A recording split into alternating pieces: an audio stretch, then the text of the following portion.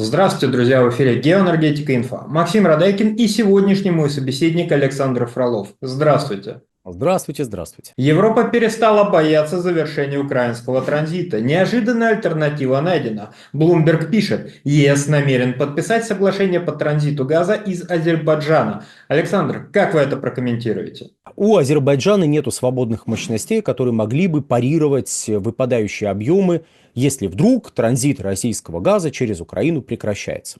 Через Украину за неделю идет порядка 300 миллионов кубических метров газа.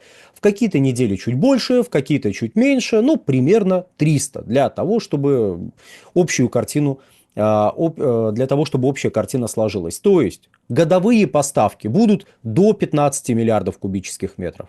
До 15 миллиардов. Притом поставки через Украину и через турецкий поток в,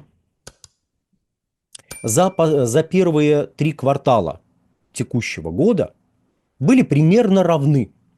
То есть Евросоюз и страны Евросоюза получали газ через Турцию и через Украину примерно в равных объемах. То есть это не означает, что загрузка турецкого потока была примерно равна загрузке украинской ГТС. Это еще раз значит, что страны Европейского Союза получали примерно в равных пропорциях, примерно одинаковое количество, 50 на 50 газ через Украину и через Турцию.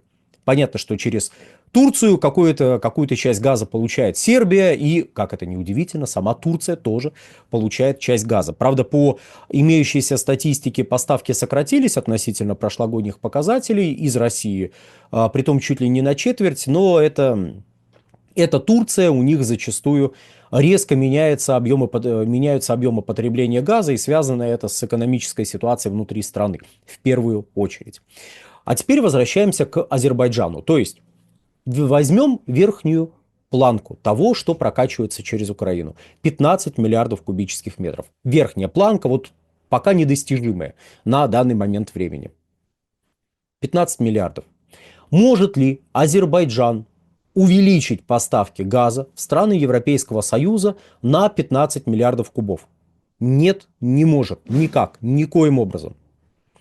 У Азербайджана есть соглашение с Европейским Союзом, подписанное в Брюсселе, согласно которому где-то с 27 года, ну точнее к 27 году, Азербайджан постарается удвоить объемы поставок в ЕС своего газа. Сейчас газ из Азербайджана в ЕС идет по южному газовому коридору. Это магистраль, которая идет через Турцию, далее на Балканы и дальше в Италию. Годовые объемы прокачки в страны Европейского Союза по этой магистрали составляет порядка 10-12 миллиардов кубических метров. То есть, когда речь идет об удвоении, фактически говорят о том, что смогут поставлять еще 10-12 миллиардов кубов. Правда, уже летом азербайджанское руководство попыталось помахать в сторону Брюсселя рукой и сказать: ребят, платить кто будет? Платить за эту историю. Да, мы соглашение подписали, но соглашение — это не обязующий документ. Нам нужно понять, кто платит за это удовольствие, потому что нужно новые трубы укладывать, нужно новые компрессорные станции ставить.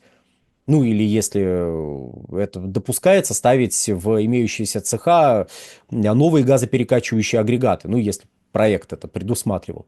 Ну, в любом случае, нужно найти деньги, нужно проект составить, технико-экономическое обоснование до этого еще желательно иметь на руках. Этого всего нет. Кроме того, Азербайджану нужно планировать увеличение добычи газа. Ведь для того, чтобы газ поставить, его надо добыть. А у Азербайджана свободных мощностей для того, чтобы просто взять и в 2 раза больше начать поставлять газа в Европейский Союз, свободных мощностей у Азербайджана для этого нету. Эти деньги нужно найти, эти деньги нужно вложить.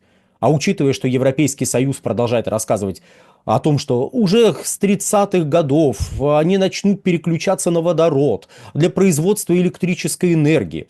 К 40-м годам практически прекратят импортировать ископаемое топливо, а к 50-му году просто вообще прекратят импортировать ископаемое топливо и вообще использовать ископаемое топливо тоже прекратят. На этом фоне все вся агитация «вложите деньги, а мы потом посмотрим», ну, как бы вы деньги, уважаемые господа из Азербайджана, вкладываете в добычу, в строительство трубы, а мы потом прекратим покупать, вот мы сразу вам сообщаем, что мы прекратим покупать ваш газ. Это не только европейско-азербайджанская проблема, это, в принципе, европейская проблема с 2009 года, которую пытались парировать там рядом законодательных актов, проблема, которая называется следующим образом.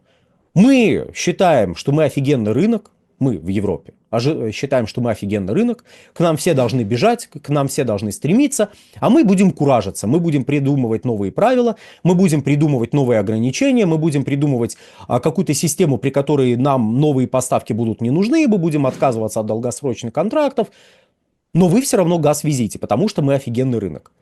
Вы себя переоценили, особенно как показывают события последних 3 лет. Вы не офигенный рынок, вы не самый привлекательный рынок, вы падающий рынок, вы не очень платежеспособный рынок, ну и поэтому, опять же, возвращаемся к вопросу об Азербайджане. Азербайджану фактически говорят: оплатите расширение добычи, чтобы нам поставлять, постройте трубу, чтобы нам поставлять. Ну, а если деньги не отобьются, ну, а что, мы вас предупреждали. Ну, так может ничего не строить? И тут возникает идея: а давайте мы сделаем по-другому. Давайте мы будем прокачивать газ азербайджанский через Украину. Но проблема добычи остается. У Азербайджана нету дополнительных мощностей для добычи 10 миллиардов кубических метров газа. Их физически нету.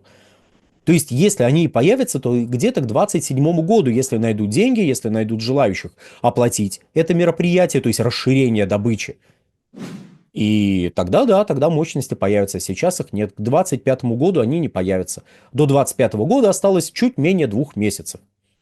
Успеть расширить добычу за это время физически невозможно. Даже если сейчас начать деньги просто бросать в Каспийское море, то, как в известном стихотворении, и бросал их тела, и бросал он, в общем, в Каспийское море. Так вот, если начать бросать в Каспийское море деньги, газ не пойдет. Будет немножко обидно, что столько денег уйдет на дно, ну или там начнет плавать, но и только. Вот. Поэтому возникает вопрос, ответ на который, по сути, дает сам Блумберг. Вопрос следующий. А откуда у Азербайджана возьмется газ? Даже в Блумберге говорят, у них газа нет. Ну, они оговариваются, в достаточных количествах у Азербайджана газа нет. Окей, хорошо, в достаточных нету.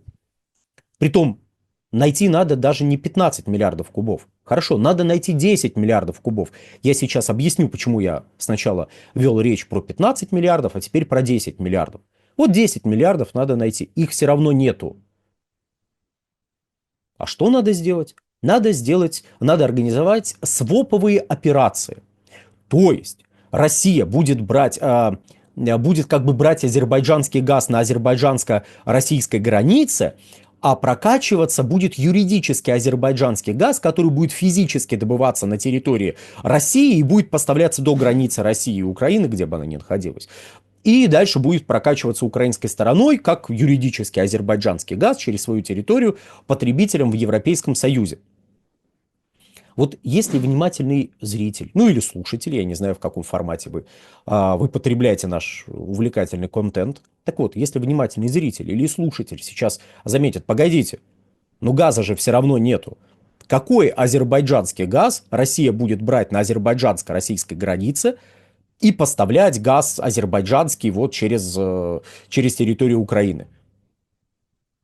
Никакой азербайджанский газ Россия брать не будет, скорее всего. Скорее всего, скорее всего, то есть давайте третий раз оговорюсь, скорее всего, если подобная схема вообще заработает, то это будет юридически азербайджанский газ, который будет физически куплен у России, юридически он будет поставлен Азербайджаном России на азербайджано-российской границе. Далее, юридически азербайджанский газ, который Азербайджан купил у России, но физически российский газ на российско-украинской границе будет передаваться оператору газотранспортной системы Украины для того, чтобы оператор газотранспортной системы Украины прокачал эти объемы до европейских потребителей. Еще раз. У Азербайджана нету Нету времени вложить деньги в расширение добычи, нету этого газа. И 1 января 2025 года этот газ не появится. Тут президент Российской Федерации намекнул, что надо было еще летом озаботиться всякими вопросами, связанными с прокачкой российского газа, если отказываются от контракта. Ну, отказывайтесь от контракта, хорошо. Хотите аукционы, хорошо. Но аукционами надо было заняться еще летом. Ну, вот, понимаете, это скорее позиция российской стороны в данном случае. Хорошо. Идут к Азербайджану, понимают, что здесь каши уже не сваришь, что их фактически послали, европейцы бегут к Азербайджану и говорят: ребят, давайте договариваться. Азербайджан в этой ситуации единственное, что может сделать, ну так, из более или менее адекватного, оформить российский газ как азербайджанский, получив некую, ну, некую небольшую денежку сверху, так процентов 5, может 10. Оформить это как азербайджанский газ, который передали России, и Россия потребила этот газ вот где-то вот в районе российско-азербайджанской границы, а физически будет прокачиваться все тот же российский газ, все так же добываемый в Надым-Пуртазовском регионе и прокачиваемый через, в данном случае, Суджанский коридор. Все. Вот такая история. А теперь почему 10, вот 15 было, потом 10? Что это за математика такая странная? Смотрите, какие объемы прокачиваются через Украину российского газа, мы вроде как проговорили, до 15 миллиардов кубов. Но чьи это объемы? Пока они прокачиваются, это российские объемы. Потом они доходят до Баумгартена в Австрии, и там уже точка передачи по контрактам действующим, где газ меняет собственника. То есть был он российским, а стал там, условно говоря, словацким, венгерским, австрийским и так далее. Притом мы говорим условно венгерским, словацким и австрийским или там итальянским, потому что покупателями выступают конкретные компании. Вот, например, в Австрии это ОМV. Вот она покупает этот газ, и он становится, он переходит в собственность ОМV в Баумгартене. Это крупный центральный европейский газотранспортный узел, где еще биржа своя есть. В общем, прекрасное место, очень удобное для перенаправления газовых потоков. И вот через Украину газ шел в Венгрию, Словакию, какая-то часть поступала еще там в Италию и вот в Австрию. Венгрия, судя по имеющимся данным, в течение 2024 года постепенно перенаправляла потоки на турецкое направление. То есть Венгрия, потребляющая до 9 миллиардов кубических метров российского газа в год, именно до, потому что последние годы это было там, могло быть 6 миллиардов кубов, 7 миллиардов кубов, вот до 9. Половину получалось через турецкий коридор, а половину через украинский коридор. Но в текущем году доля турецкого коридора в поставках российского газа в Венгрию росла. И сейчас вообще речь идет о том, что Венгрия, ну, в лице своего руководства говорит: а мы уже и не зависим от украинского коридора вообще. Резюмируя, поставки из Азербайджана физически невозможны, у Азербайджана нет таких объемов.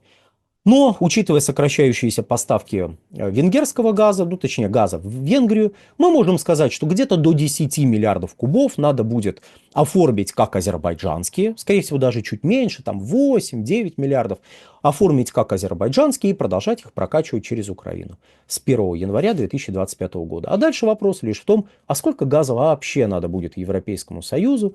Но ответ на этот вопрос, к сожалению, не мы. У нас нет этого ответа ни у самого Европейского Союза. Но на сегодня все. Подписывайтесь на мой телеграм-канал «Нефтегазовая игра» и на телеграм-канал «Инфотек». Александр, большое спасибо за комментарий. Друзья, не дожидайтесь, пока YouTube заблокируют окончательно. Подписывайтесь на наш телеграм-канал «Геоэнергетика Инфо». Ссылка будет в описании и закрепленном комментарии. Там же будут реквизиты для желающих финансово помочь нашему проекту, чтобы мы и дальше также бодро вещали на всех площадках без монетизации. Спасибо, до новых встреч. На сегодня все. Всего хорошего.